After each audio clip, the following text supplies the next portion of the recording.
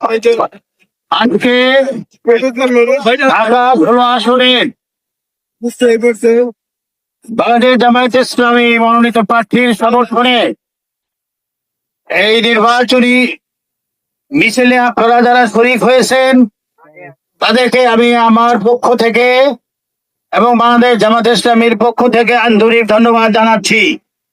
এই প্রচন্ড গরমের মধ্যেও আপনারা কষ্ট করে মিছিলে অংশগ্রহণ করেছেন, এই জন্য আপনাদেরকে মোবারকবাদ। আমি আমার সমাপনী বক্তব্যে একটি কথাই শুধু বলতে চাই, আজকে এই মিছিলের মধ্য দিয়ে সরকারের কাছে আমরা যে বক্তব্যটা তুলে ধরার চেষ্টা করেছি সেটা হলো একটি ফ্রি ও ফেয়ার নির্বাচনের জন্য লেভেল প্লেইং ফিল্ড তৈরি করতে হবে। সরকারের কাছে আমাদের দাবি, দেশের প্রত্যেকটা মানুষ যাতে ভয় ভীতিহীন ভাবে স্বাধীন ভাবে তাদের ভোট দিয়ে তাদের পছন্দের দলকে ক্ষমতায় পাঠিয়ে সরকার গঠন করে আপনাদের দায়িত্ব হচ্ছে সেই ব্যবস্থা করা। কোন রাজনৈতিক দল ভোটের আগেই ক্ষমতায় যাওয়ার স্বপ্ন দেখছে।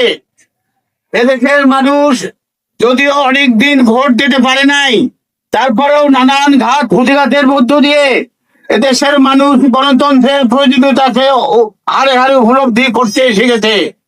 কাজে আমাদের দাবি হচ্ছে এমন একটি পরিবেশে নির্বাচন হতে হবে যেখানে দেশের মানুষ স্বাধীনভাবে তাদের পছন্দের প্রার্থীকে ভোট দিয়ে ক্ষমতায় পাঠাতে পারে। এটাই হচ্ছে আমাদের দাবি। আশা করি আপনারাও সকলে এই দাবির প্রতি অকুণ্ঠ সমর্থন প্রকাশ করছেন। আমি আমার সকলের কাছে আমার কৃতজ্ঞতা প্রকাশ করে মহান আল্লাহ পাকের কাছে এই প্রার্থনা করে আমার বক্তব্য শেষ করতেছি। আল্লাহ, আপনি এই দেশের সরকারকে সুমতি দিন, তারা যেন একটি সুন্দর এবং সুস্থ নির্বাচন আয়োজন করার চেষ্টা করে। আপনাদের সকলকে ধন্যবাদ। পরিশেষে আমরা মহান আল্লাহ পাকের শুকরিয়া আদায় করছি। নারায়ে তাকবীর, নারায়ে তাকবীর। আল্লাহ হাফেজ।